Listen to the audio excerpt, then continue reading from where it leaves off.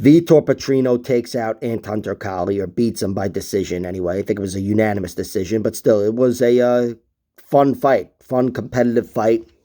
I think there were like 150 reversals in this fight. And I don't mean sweeps, I mean reversals. It was just a fun, sloppy mess. And Petrino, I think he's got a really high ceiling, despite looking sloppy, obviously. He's 25 years old, and he's a hell of an athlete. And he's got skills, too, because it takes skills to make the most of that athleticism when you're in spots you don't want to be in round 3. And he was in plenty of them, and in rounds 2 and 1 as well. But overall, a very fun, competitive fight, and Petrino had a good debut.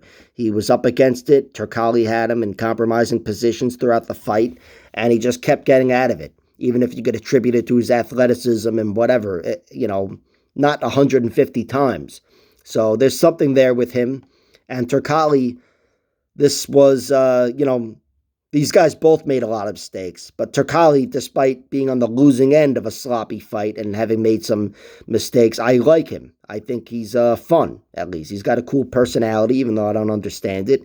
But he brings a lot of horse shit, and I want to see more from him. I hope they give him another shot. But Vitor Petrino's definitely going to get another shot, and he's got the higher ceiling here. He's a great athlete, 25 years old, and fighting like he did down the stretch, even if it wasn't the smartest performance or whatever, it's still, I think it speaks to his traits as a fighter, to be in compromising positions down the stretch in his UFC debut, and whether he got out of it with sheer athleticism or not, he kept getting out of those positions, and he kept scratching and clawing.